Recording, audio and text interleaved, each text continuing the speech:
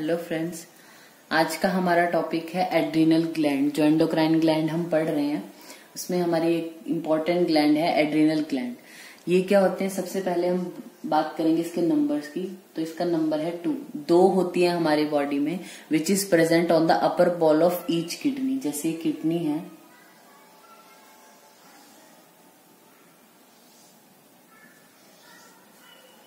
तो इसके अपर पोल पे ये प्रेजेंट होती है।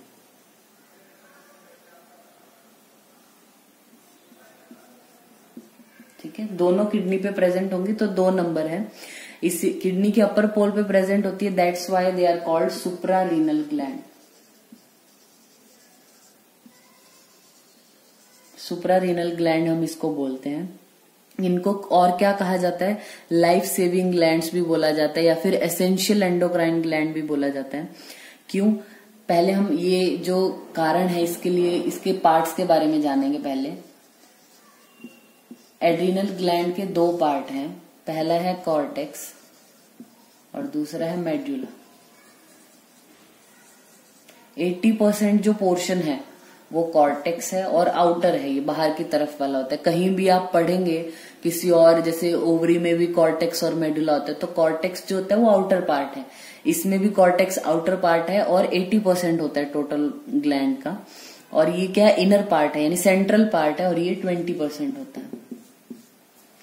तो इनको लाइफ सेविंग या एसेंशियल एंडोक्राइन ग्लैंड क्यों बोला गया? क्योंकि अगर एड्रीनो कॉर्टिकल हार्मोन नहीं होंगे, मतलब एड्रीनो और कॉर्टेक्स यानी यहां से कॉर्टेक्स से जो भी सिक्रीशन होते हैं हार्मोन वो नहीं होंगे, तो क्या होगा, वहां पे जो विद इन वीक जो है वो पेशेंट की डेथ हो सकती है। और अगर जो एड्रीनोमेडुलरी हार्मोन्स हैं वो नहीं होंगे तो जो फिजिकल या फिर मेंटल स्ट्रेस जो आता है उसको हमारी बॉडी झेल नहीं पाएगी। ठीक है, इसीलिए इनको लाइफ सेविंग या फिर एसेंशियल एंडोक्राइन ग्लैंड बोला गया है।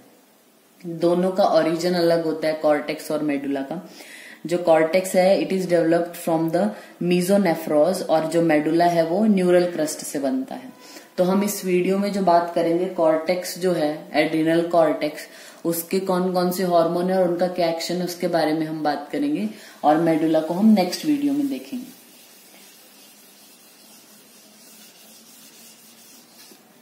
तो कॉर्टेक्स जो है, एड्रीनल कॉर्टेक्स की हम बात कर रहे हैं। स्ट्रक्चरली देखा जाए तो ये 3 लेयर्स में हमें याद रखना है। ठीक है, जिसको याद करने का क्या तरीका है, GFR आपको याद रखना है। और जोना सबके आगे लगेगा। ठीक है, वो जोन के लिए आया तो ठीक है। G4 क्या हुआ, जोना ग्लोमेरुलोसा।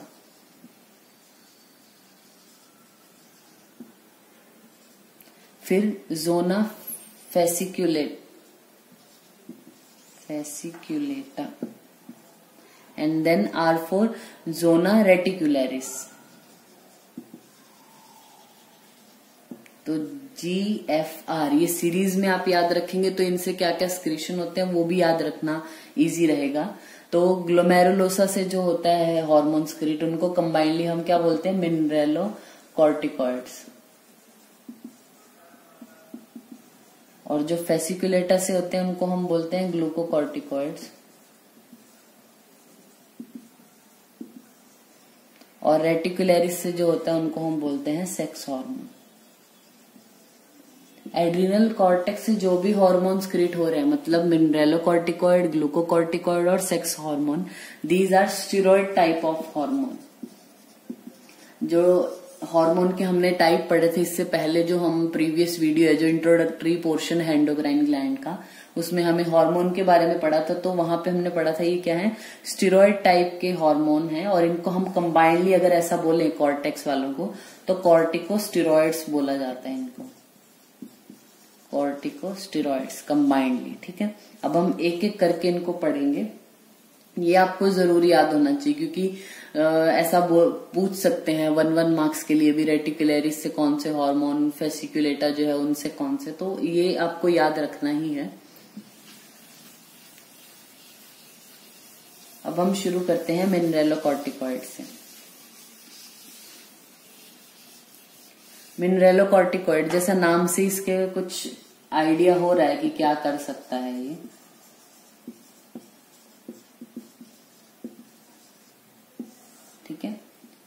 ये क्या है, मिनरल। मतलब मिनरलोकॉर्टिकॉइड का एक्शन जो होता है वो मेनली मिनरल्स पे होता है, और उसमें भी क्या, सोडियम और पोटेशियम पे।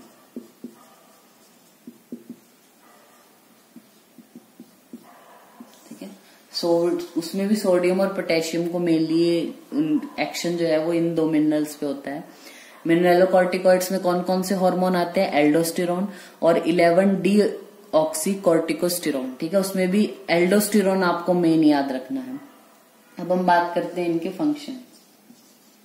मिनरलोकॉर्टिकॉइड के फंक्शन क्या है, it is essential for life. क्यों है एसेंशियल फॉर लाइफ, क्योंकि ये क्या करता है, जो एक्स्ट्रा सेलुलर फ्लूइड है उसके वॉल्यूम को मेंटेन करके रखता है और ऑस्मोलैरिटी को मेंटेन करते रखता है। अब ये देखिए, ये होती है सेल। ठीक है, ये बॉडी में हमारे सेल हर जगह प्रेजेंट है। तो कुछ फ्लूइड होता है जो सेल के अंदर है और कुछ फ्लूइड होता है जो सेल के बाहर भी होता है। ठीक है, तो एक्स्ट्रा सेलुलर फ्लूइड क्या है, जो सेल के बाहर प्रेजेंट है, इसको हम बोलते हैं एक्स्ट्रा सेलुलर फ्लूइड। और ये जो सेल के अंदर है ये इंट्रा सेलुलर फ्लूइड होता है। तो एक्स्ट्रा सेलुलर फ्लूइड का जो बैलेंस है वो ये मिनरलोकॉर्टिकॉइड जो है वो बना के रखता है, या फिर इसको मेंटेन करने के लिए इसकी जरूरत होती है, इसीलिए बहुत एसेंशियल है लाइफ के लिए। इसका एक्शन क्या होता है मिनरल्स के ऊपर, ये क्या करेगा, सोडियम को रीएब्सॉर्ब करेगा। मतलब आपको याद क्या रखना है, एक ऐसी नॉर्मल लैंग्वेज में अगर मैं बोलूं कि सोडियम को इसको बचाना है, ठीक है, सेव करना है सोडियम को, और जो पोटेशियम है उसको, उस पे नेगेटिव है, मतलब उसको बॉडी से निकालना है। तो सोडियम का रीएब्सॉर्प्शन करता है ये फ्रॉम द रीनल ट्यूब्यूल, और जो पोटेशियम है उसको एक्सक्रीट करता है थ्रू द रीनल ट्यूब्यूल। और जो हाइड्रोजन आयन है, हाइड्रोजन है, उसकी स्क्रीशन को बढ़ाता है फ्रॉम द रीनल ट्यूब्यूल। ठीक है, तीनों के ऊपर आपको इसका एक्शन याद करना है। सोडियम को क्या करेगा, S for sodium, S for save, मतलब उसको रीएब्सॉर्ब करेगा। जैसे हमने पहले भी आपको बताया, जैसे किडनी है, जो भी ब्लड है, ब्लड इसमें आएगा और यहाँ पे फिल्टर होता है। तो फिल्टरेशन के टाइम पे क्या होता है, जो भी वेस्ट प्रोडक्ट है वो निकाल दिया जाता है।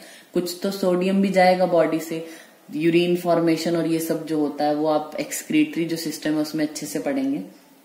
तो जो भी फॉर्मेशन होता है, मतलब जो वेस्ट प्रोडक्ट है जाने चाहिए या नहीं जाने चाहिए, तो सोडियम को बचाने का काम, मतलब जैसे ये जो हमारा नेफ्रॉन है उसका लूप ऑफ हेनले है, और ये हमारी ब्लड वेसल वहां से जा रही है। तो क्या होता है, इन दोनों के बीच में जो वेस्ट है वो इधर आएगा, क्योंकि इसको बाहर निकालना है बॉडी से यूरिन के थ्रू, और जो बचाना है वो वापस ब्लड ले लेता है। तो ये क्या करता है, मिनरलोकॉर्टिकॉइड सोडियम का रीएब्सॉर्प्शन कराता है। मतलब सोडियम कुछ चला भी गया होगा ना यहाँ पे, लेकिन हमारी बॉडी का बैलेंस बनाने के लिए उस सोडियम को वापस से रीएब्सॉर्ब कर लेता है। और पोटेशियम को क्या करता है, बॉडी से बाहर भेज रहा है। ठीक है, ये ब्लड वेसल है और ये हमारा नेफ्रॉन की हम बात कर रहे हैं। तो पोटेशियम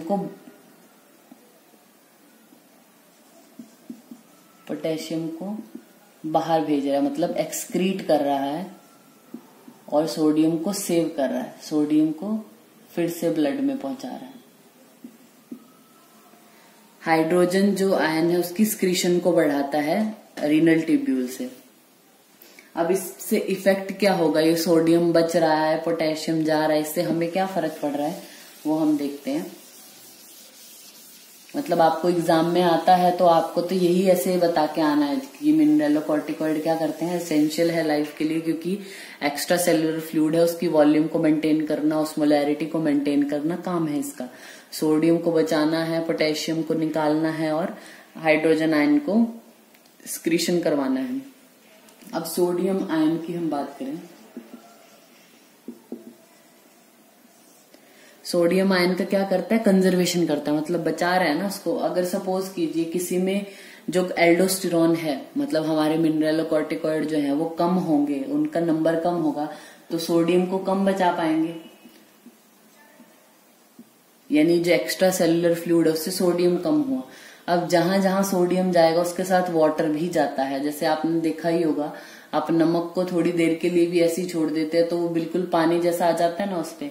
तो जहां जहां सोडियम वहां वाटर चला ही जाएगा। तो जब सोडियम बॉडी से बाहर जा रहा है, बॉडी से बाहर जाएगा तो वाटर भी उतना ही बाहर जाएगा। तो सोडियम कम हुआ तो वाटर भी कम, तो यानी ब्लड की वॉल्यूम भी कम। ब्लड वॉल्यूम कम हुआ तो कार्डियक डिसफंक्शन होगा, पेशेंट सर्कुलेटरी शॉक में जा सकता है और डेथ हो सकती है। अगर सपोज एल्डोस्टेरोन का लेवल कम हुआ, ज्यादा हो गया एल्डोस्टेरोन का लेवल, तो सोडियम का रीएब्जॉर्प्शन भी बढ़ जाएगा। सोडियम रीएब्जॉर्प्शन बढ़ेगा तो वाटर का रीएब्जॉर्प्शन भी बढ़ेगा। वाटर ज्यादा होगा तो एक्स्ट्रा सेलुलर फ्लूइड भी हमारी बॉडी में ज्यादा होगा, यानी ब्लड की वॉल्यूम भी बढ़ जाएगी। ब्लड वॉल्यूम बढ़ी तो मतलब बीपी बढ़ जाएगा। तो ऐसे पेशेंट जिनमें एल्डोस्टेरोन ज्यादा है तो वो हाइपरटेंसिव हो जाएंगे। ठीक है, यानी कम या ज्यादा होने से सोडियम पे क्या असर पड़ रहा है वो हमने पढ़ा है यहाँ पे। और पोटेशियम की बात हम करते हैं। पोटेशियम को हमने क्या बोला, एक्सक्रीट करता है बॉडी से। तो अगर किसी में एल्डोस्टेरोन कम हुआ तो पोटेशियम बढ़ जाएगा उसके एक्स्ट्रा सेलुलर फ्लूइड में। उसकी बॉडी में पोटेशियम बढ़ा, एक्स्ट्रा सेलुलर फ्लूइड की बात हो रही है, तो उसको क्या बोलते हैं हम, हाइपर कैलेमिया। पोटेशियम के लिए वर्ड है कैलेमिया, मीन्स या यानी ये ब्लड की बात हो रही है कि हाइपर लेवल हो जाता है पोटेशियम का ब्लड में, उसको बोलते हैं हाइपर कैलेमिया। हाइपर कैलेमिया हुआ तो कार्डियक टॉक्सिसिटी होगी, एरिथमिया हो जाएगा और डेथ हो सकती है पेशेंट की। ऐसे ही अगर एल्डोस्टेरोन का लेवल ज्यादा होगा तो इनवर्सली प्रोपोर्शनल है ये दोनों एक दूसरे के। तो एल्डोस्टेरोन ज्यादा तो मतलब पोटेशियम कम, उसको हम बोलते हैं हाइपोकैलेमिया, जिसकी वजह से पेशेंट को मस्कुलर वीकनेस ये सब सिम्टम रह सकते हैं। फिर हम बात कर रहे हैं हाइड्रोजन आयन की ना, तो ये क्या है, जरूरी है, ये स्क्रीशन करवाता है। तो बॉडी में जो एसिड बेस बैलेंस होता है उसके लिए हमारे हाइड्रोजन की जरूरत होती है। तो डायरेक्टली और इनडायरेक्टली क्या, यानी एल्डोस्टेरोन जो है वो मेन रोल प्ले करता है एसिड बेस बैलेंस को बॉडी में बना के रखने के लिए। फिर हम बात करते हैं इंटेस्टाइन पे क्या असर होगा इसका। तो इंटेस्टाइन में भी ये क्या करता है, सोडियम को एब्जॉर्ब करवाने का काम करता है एल्डोस्टेरोन। ठीक है, सोडियम की एब्जॉर्प्शन, सोडियम एब्जॉर्ब हो रहा है मेनली कहां से, वो भी कोलोन से। सोडियम एब्जॉर्ब हो रहा है तो वाटर भी एब्जॉर्ब होगा।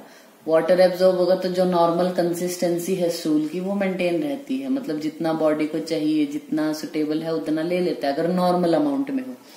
किसी की बॉडी में एल्डोस्टेरोन कम हो गया तो सोडियम एब्जॉर्ब नहीं हो पाएगा, सोडियम एब्जॉर्ब नहीं होगा तो वाटर भी वही रहेगा। तो वॉल्यूम मतलब जो स्टूल का कंटेंट है, कंसिस्टेंसी है वैसी नहीं रहेगी, वो लिक्विड की तरफ ज्यादा होंगे। तो ऐसे पेशेंट को डायरिया बहुत रहता है। ठीक है, तो एल्डोस्टेरोन का लेवल कम होने से डायरिया हो सकता है पेशेंट को। तो अगर सपोज आपको एक एक करके पूछा जाए कि मिनरलोकॉर्टिकॉइड का एक्शन बताइए, तो आपको वो तीन जो हमने इनिशियली बताए थे कि एक्स्ट्रा सेलुलर फ्लूइड जो है, एक्स्ट्रा सेलुलर फ्लूइड और उसकी ऑस्मोलैरिटी उसको मेंटेन करना, वो कैसे करता है, ये सोडियम को सेव, पोटेशियम को बॉडी से निकाल देता है और हाइड्रोजन की स्क्रीशन करवाता है। इससे ये इतना याद रखना है, वो जो कम ज्यादा का बताया कि कैसे कंजर्वेशन करेगा, ज्यादा हुआ तो सोडियम पे क्या असर होके पेशेंट की क्या हालत होगी, वो सब भी आप बता सकते हैं, लेकिन टाइम के अकॉर्डिंग। अगर टाइम नहीं है और इन शॉर्ट पूछा गया तो इतना चलेगा, ये सब बताने की जरूरत नहीं है वहां पे। देन हम बात करते हैं ग्लूकोकॉर्टिकॉइड्स की। ग्लूकोकॉर्टिकॉइड जो है हमारे क्या करते हैं, नाम से ही इसमें पता चल रहा है, जैसे हमने मिनरलोकॉर्टिकॉइड का किया था कि उनका एक्शन क्या है, मेनली मिनरल्स पे होता है। तो ग्लूकोकॉर्टिकॉइड का क्या होगा, जो ग्लूकोज है उसके मेटाबॉलिज्म पे होता है मेनली। मतलब इनका लेवल कम ज्यादा हुआ तो सबसे पहले ग्लूकोज का मेटाबॉलिज्म बिगड़ता है बॉडी में। ग्लूकोकॉर्टिकॉइड्स, ग्लूकोकॉर्टिकॉइड जो है they are secreted from the zona fasciculata, जो हमने याद किया था इससे पहले। ग्लूकोकॉर्टिकॉइड में कौन आते हैं, कोर्टिसोल, कोर्टिकोस्टेरोन और कोर्टिसोन। ये आप जो एंडोक्राइन ग्लैंड की जो प्रीवियस वीडियो है, जहां पे इनिशियल वीडियोस में जहां पे हमने कंबाइंड बताया है कि कहाँ से कौन से हार्मोन्स क्रिएट होते हैं, वहां से उसको याद कर सकते हैं।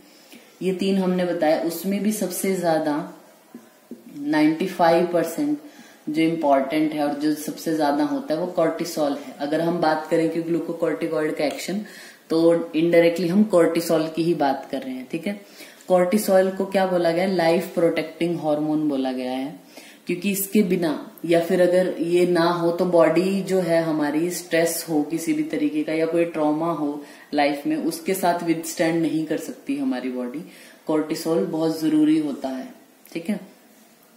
ये स्ट्रेस को झेलने के लिए हमारी बॉडी में है, ठीक है। दूसरा क्या होगा, इसका मेटाबॉलिक इफेक्ट भी है। मेटाबॉलिक इफेक्ट में हम बात करें अगर कार्बोहाइड्रेट्स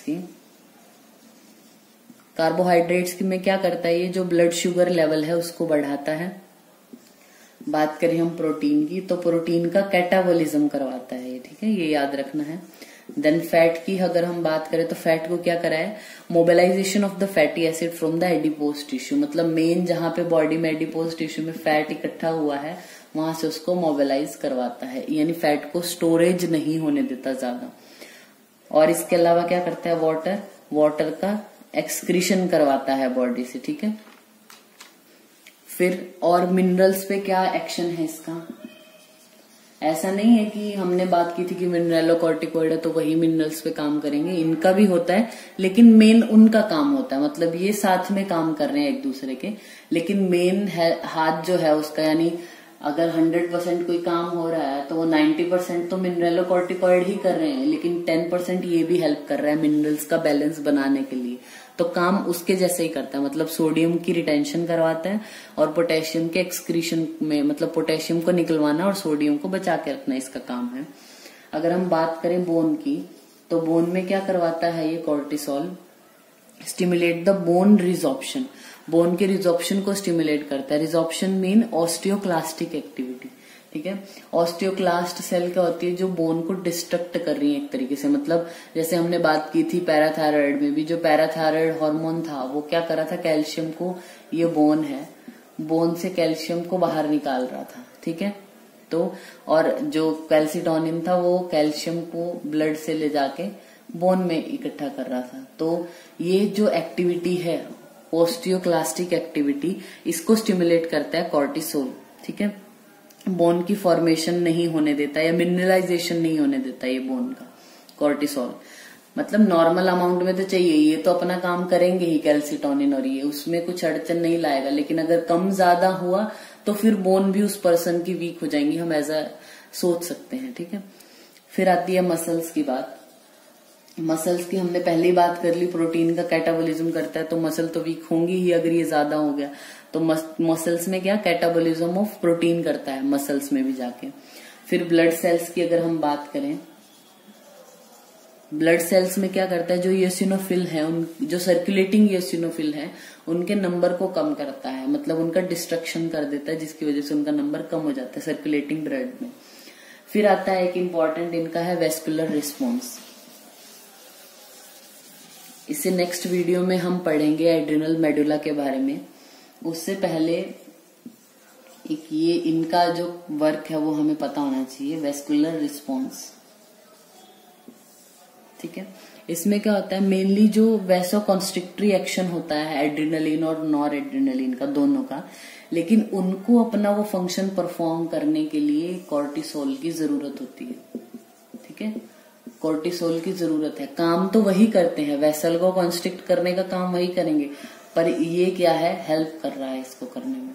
तो ऐसा भी देखते हैं कि अगर एड्रिनल इनसफिशिएंसी है, मतलब एड्रिनल कॉर्टेक्स के हार्मोन कम है, स्पेशली उसमें भी ग्लूकोकॉर्टिकॉइड, ये कम है अगर किसी की बॉडी में, और एड्रिनलिन और नॉर एड्रिनलिन का लेवल नॉर्मल है, तो ऐसे पेशेंट की वैसोकॉन्स्ट्रिक्टरी एक्शन नहीं हो पाता, वेसल कोलैप्स हो जाती है, ठीक है। तो ये क्या कर रहा है, यानी ये भी जरूरी है वेसल को कॉन्स्ट्रिक्ट कराने के लिए, यानी उनको अपना एक्शन अगर परफॉर्म करना है तो ये भी बॉडी में उनको जरूर चाहिए अपना साथी, ठीक है।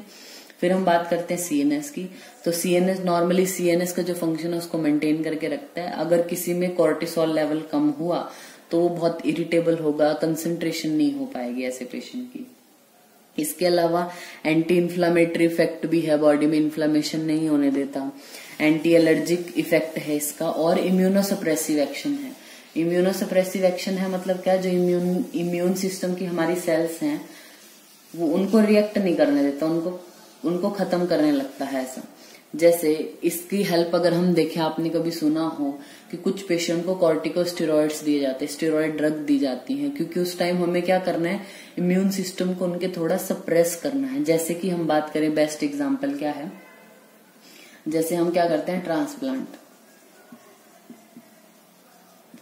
ये एक पर्सन है, दूसरा ये पर्सन है, इससे हमें सपोज करते हैं लीवर जो है वो इसमें ट्रांसप्लांट करना है। ये अल्कोहलिक पेशेंट है जिसका लीवर बहुत डैमेज हो चुका है और अब कुछ नहीं हो सकता, तो इसमें आप लीवर ट्रांसप्लांट करते हो इस पेशेंट का, ठीक है।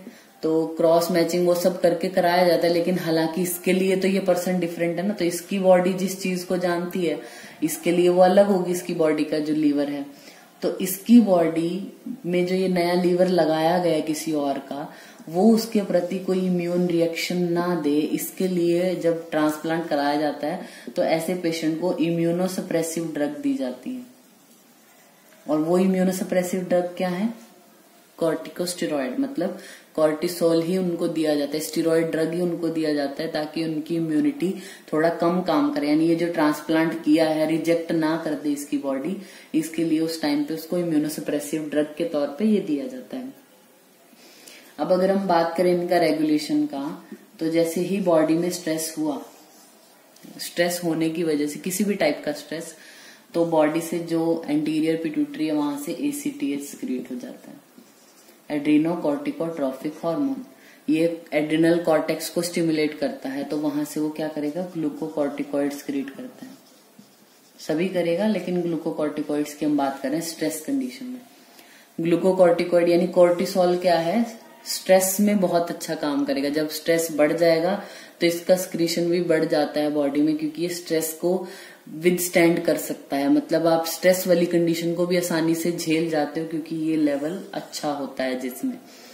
जैसे ही पेशेंट का स्ट्रेस कम हुआ या फिर स्ट्रेस हो रहा है, तो ये क्या करेगा, नेगेटिव फीडबैक दे देता है इनको, अपने रेगुलेशन के लिए क्या, नेगेटिव फीडबैक दे देता है पिट्यूटरी को भी और हाइपोथैलेमस में भी, वहां पे, ठीक है। स्ट्रेस में नहीं, यहाँ पे हाइपोथैलेमस में नेगेटिव फीडबैक।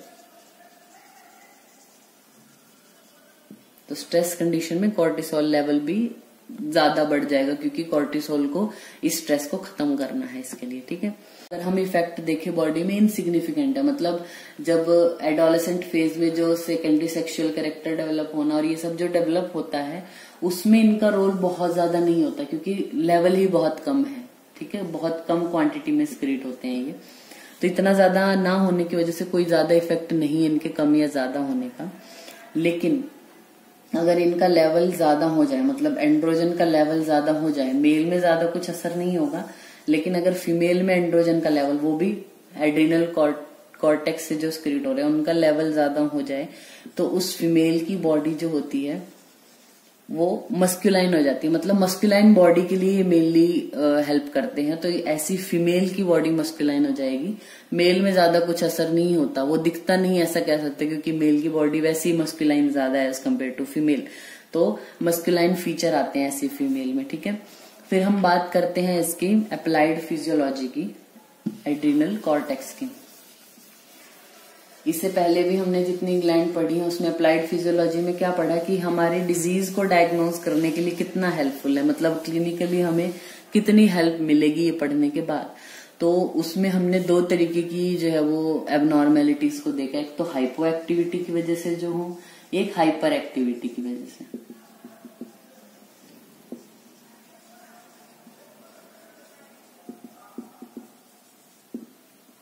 अगर एड्रिनल कॉर्टेक्स के हार्मोन की हाइपर एक्टिविटी हो तो उसकी वजह से होती है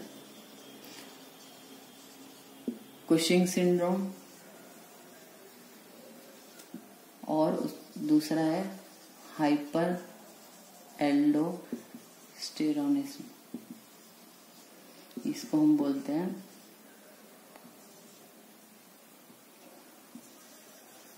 कॉन सिंड्रोम। और हाइपो एक्टिविटी की वजह से जो होता है उसको बोलते हैं एडिसन्स डिजीज।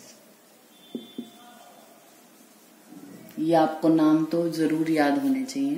अब हम एक दो फीचर हमें पता हो। कुशिंग सिंड्रोम क्या होता है, हमारे जो एड्रिनल कॉर्टेक्स है उसके जो हार्मोन्स है उसकी हाइपर एक्टिविटी मतलब उसका ज्यादा स्क्रीशन होना। तो ये स्क्रीशन कैसे हो सकता है, या तो पिट्यूटरी की वजह से हो, मतलब पिट्यूटरी से इसको स्टिमुलेशन ज्यादा मिल रहा है, पिट्यूटरी से एसीटीएच ज्यादा होगा, एसीटीएच ज्यादा हुआ तो वो क्या करेगा, जो एड्रिनल कॉर्टेक्स के हार्मोन है उनका लेवल भी बहुत बढ़ा देगा। तो जब ये पिट्यूटरी के स्क्रीशन की वजह से ये हो रहा है तो उसको हम बोलते हैं कुशिंग डिजीज। और जब पिट्यूटरी में एसीटीएच का लेवल नॉर्मल है, लेकिन अब हमारे एड्रिनल ग्लैंड में ही कुछ ऐसी प्रॉब्लम हो गई है कि खुद से स्क्रीशन बहुत किए जा रही है, एसीटीएच तो नॉर्मल है, तो उसको हम बोलते हैं कुशिंग सिंड्रोम। सिंड्रोम कब आएगा, जब खुद एड्रिनल ग्लैंड का कसूर है, जब जो फॉल्ट है वो पिट्यूटरी ग्लैंड का है तो उसको हम बोलते हैं कुशिंग डिजीज। ठीक है एक ही बात, फीचर एक जैसी दिखाई देते हैं। जब पिट्यूटरी की गलती है तो हम डिजीज नाम देंगे, खुद एड्रिनल कॉर्टेक्स की गलती है तो सिंड्रोम बोला है हमने। और इसमें क्या क्या फीचर आते हैं कुशिंग सिंड्रोम में, ओबेसिटी होती है, ओबेसिटी मेन फीचर है।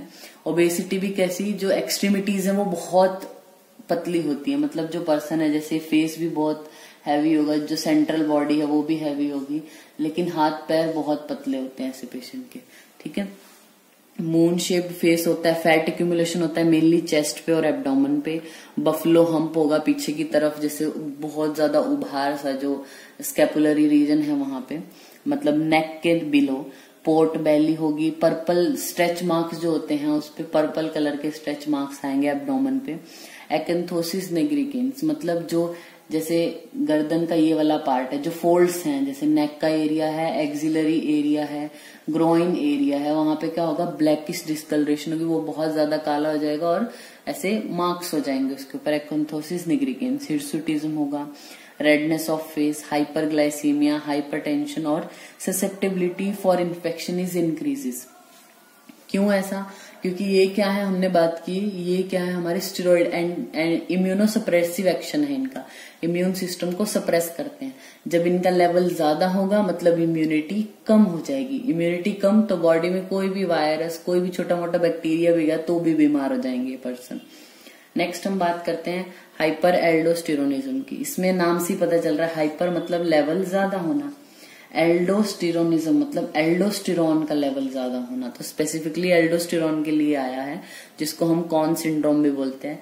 ये हमने पहले ही बात कर ली एक्चुअली इस वीडियो में कि एल्डोस्टेरोन लेवल ज्यादा हुआ तो क्या होगा, एक्स्ट्रा सेलुलर फ्लूइड है वो ज्यादा होगा, सोडियम रिटेन ज्यादा होगा, सोडियम रिटेन हुआ, एक्स्ट्रा सेलुलर वॉल्यूम बढ़ी तो ब्लड वॉल्यूम भी बढ़ा, ब्लड वॉल्यूम बढ़ेगा तो उस पर्सन का बीपी भी बढ़ेगा। तो मेन फीचर उसमें यही है, हाइपरटेंसिव होता है पेशेंट। इसके अलावा मस्कुलर वीकनेस और ये कंडीशन तो है इसमें। देन आता है हाइपो एक्टिविटी। हाइपो एक्टिविटी की वजह से यानी hyposecretion of adrenal cortex hormone leads to Addison disease. Addison disease में क्या है, जस्ट अपोजिट टू दैट, मतलब इसमें hypotension, dehydration, nausea, vomiting, diarrhoea, muscular weakness होगा पेशेंट को और पिगमेंटेशन होगी उसको। ठीक है, तो ये हमारा टॉपिक हो गया आज एड्रिनल कॉर्टेक्स जो ग्लैंड है उसमें। इसमें हमने इंट्रोडक्शन पढ़ा एड्रिनल ग्लैंड का, कितने नंबर है, क्या क्या उसके दूसरे नाम है और उनको ऐसा क्यों बोला गया है। देन कौन सा पार्ट कितना होता है, मतलब 80% कॉर्टेक्स है, 20% मेडुला है, और डिटेल जो हमने इसमें पढ़ी कॉर्टेक्स के बारे में पढ़ी है। ठीक है, तो उसके कौन कौन से जोन्स है वो हमने GFR से पढ़ा, किस किस से क्या क्या स्क्रीशन होते हैं और उनके एक्शन क्या है वो आपने लिखना है। अगर स्पेसिफिकली कॉर्टेक्स के बारे में आपको 5 मार्क्स में आता है तो जैसा हमने आपको पहले भी बोला है, पहले उसका एक डायग्राम बना होना चाहिए कि ये एड्रिनल ग्लैंड है, जैसे आपने यहाँ पे करके बता दिया कि ये किडनी के ऊपर प्रेजेंट है तो सुप्रारीनल ग्लैंड उसको बोलते हैं। फिर जो ग्लैंड है उसका अलग से डायग्राम आप बना सकते हो इस तरीके से, मतलब इसको हमने क्या किया, ऐसे एज इट इज उठा के अगर हम ऐसे देखें तो ये जो पोर्शन है हमारा, मतलब जैसे कैप होती है ना, हम सिर पे जो ओढ़ रहे हैं कैप, इस तरीके का आप समझ लीजिए उसको। तो जो आउटर पोर्शन है, ये हम जो कलर जिसमें कर रहे हैं एक तरीके से, वो हमारा क्या है, कॉर्टेक्स है। ठीक है, सेंट्रल पोर्शन जो है हमारा वो मेडुला होता है। इतना अच्छा डायग्राम नहीं बना है तो आप अपना बुक से देख के अच्छे से, मेरे कहने का मतलब ये है कि अगर आपको 5 मार्क्स के लिए आता है write about the adrenal gland और hormones of adrenal cortex. 5 marks के लिए। तो एक डायग्रामेटिक रिप्रेजेंटेशन आपका हो कि इसको that's why called suprarenal gland present on the upper wall of kidney. Then ये कॉर्टेक्स और मेडुला, इसके आगे ही लिख दीजिए कि 80% of gland, this is 20% of gland. तो आपको लिखने की जरूरत नहीं पड़ेगी, वहीं पे क्लियर हो जाता है कि आपको ये चीज पता है। देन एड्रिनल कॉर्टेक्स, कॉर्टेक्स से जो होता है उसके लिए एक बॉक्स बना दीजिए आप, ठीक है। ये GFR वाला, मतलब 3 स्ट्रक्चर होते हैं इसको। तो कौन से स्ट्रक्चर से कौन कौन से हार्मोन, मतलब मिनरलोकॉर्टिकॉइड्स, ग्लूकोकॉर्टिकॉइड्स और सेक्स हार्मोन, ठीक है। यहाँ से ऐसे स्क्रिप्ट होते हैं और आगे उनके नाम लिख देना सभी, कि एल्डोस्टेरॉन है, 11 डीऑक्सी कॉर्टिकोस्टेरॉन, कॉर्टिसोल है, कॉर्टिकोस्टेरॉन है, सेक्स हार्मोन में एंड्रोजन्स है, टेस्टोस्टेरॉन है, स्मॉल लेवल पे एस्ट्रोजन और प्रोजेस्टेरॉन भी स्क्रिप्ट होता है। तो वो इसका एक आप बॉक्स में ऐसा बना के टेबुलर फॉर्म में आप बना दीजिए, ठीक है। तो ये हमारा टॉपिक हो गया एड्रिनल कॉर्टेक्स। Thank you.